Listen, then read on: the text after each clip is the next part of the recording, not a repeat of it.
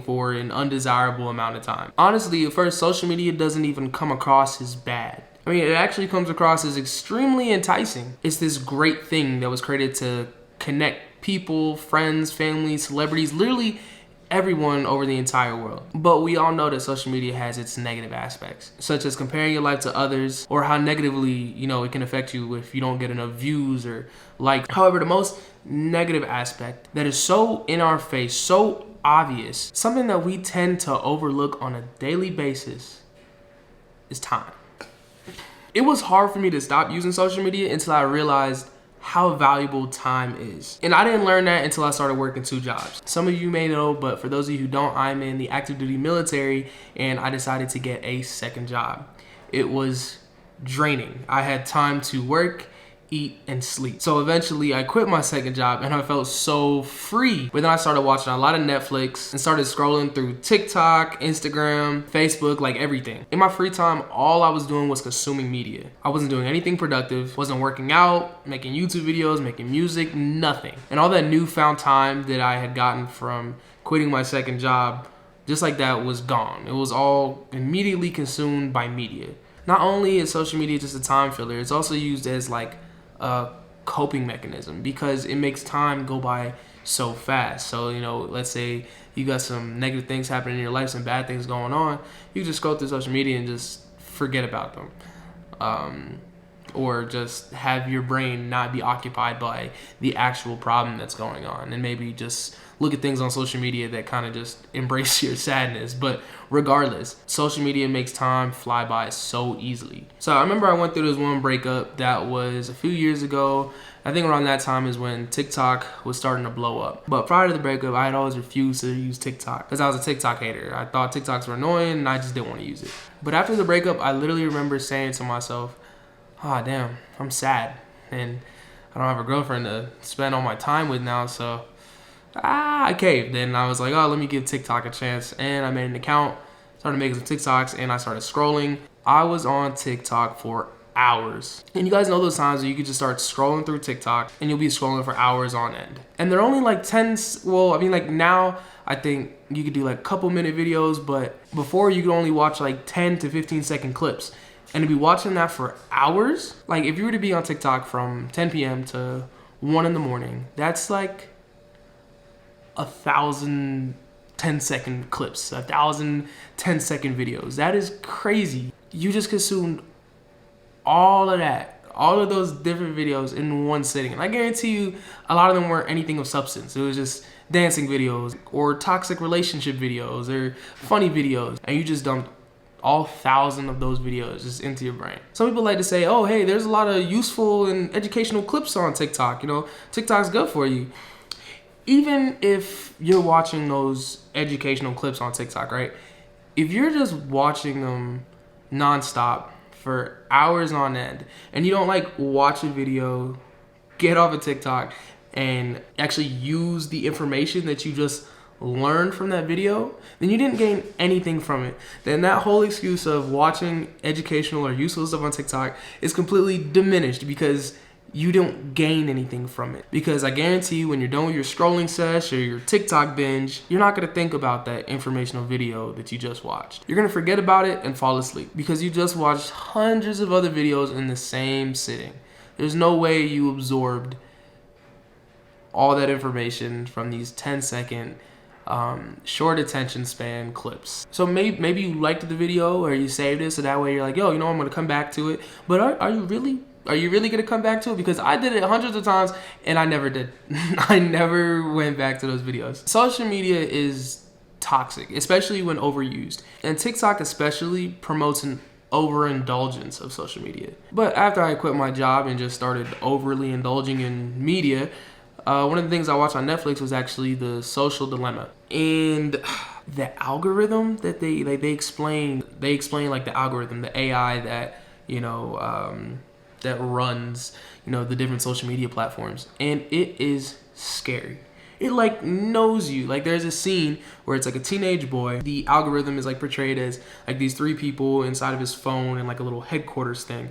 Their job is pretty much to keep him interacting with his phone, keep him picking up his phone. I remember his screen broke, and like his mom promised to buy him a new phone screen if he would stop using his phone, because he's addicted to his phone. Because of that, he stopped using his phone for a while. There was a scene where this boy was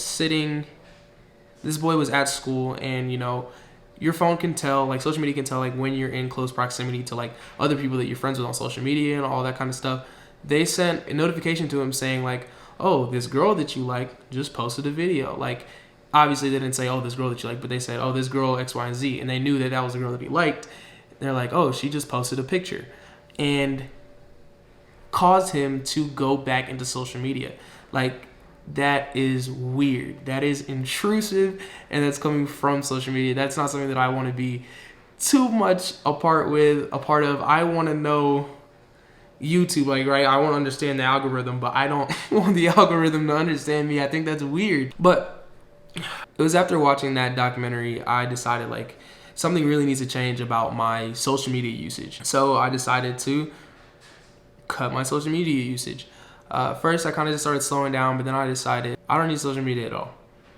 I'm gonna see what it's like to be without it for a month. But instead of like deleting social media apps off my phone, I just took them off of my home screen. So that way, I'd have to work hard to actually go to the apps. It's not like right there. And especially if I'm not going on social media as much, I have no reason to pick up my phone and scroll all the way to the apps. I decided not to delete the apps because I felt like it was a test of strength. Like, am I strong enough to just do what's best for me?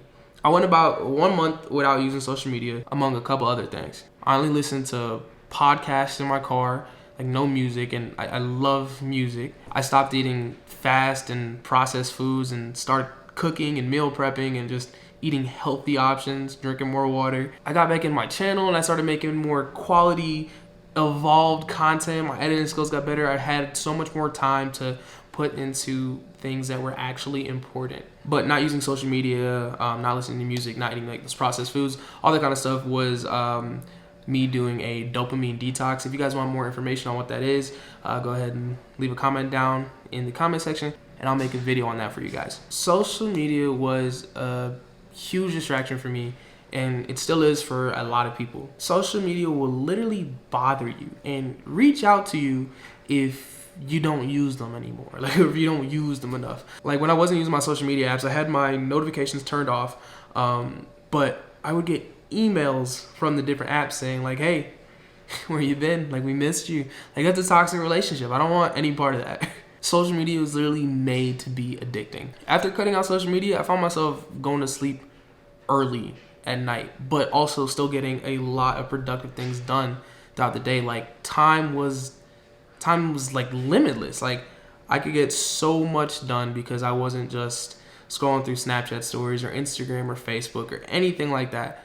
I had nothing but time to cook, work out, make content, read. I was able to do so many beneficial things for myself. At one point, I was willingly waking up at 4 a.m. and going to sleep at 8 p.m. Not having the distraction of social media allowed me to accomplish so many more things every day and still like get a great amount of sleep and just maintain a healthier lifestyle. Since going a month without using social media, just 1 month without using social media, my brain feels as though it's wired differently now, because now I don't feel inclined to just go on social media and scroll for hours. Like, I'm not okay with it. Like, if I do like pick up my social media and I like open the app and I start to scroll, I'll be like, yo, what am I doing? This is a waste of time. Like, I get frustrated with myself, like, yo, this is ridiculous. And I close it off. I'm like, yo, go do something productive. Go do something on my to-do list.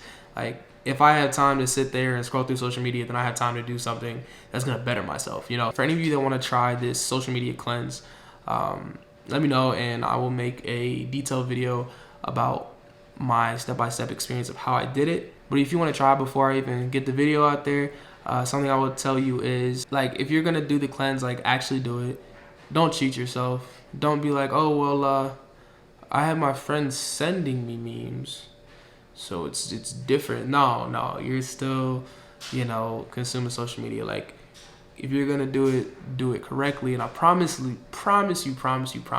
it'll make things in life go so much smoother. Productivity will be at an all-time high. Try it out, really. Let's say you try to cleanse and you fail the first time, or after the first day or two you fail.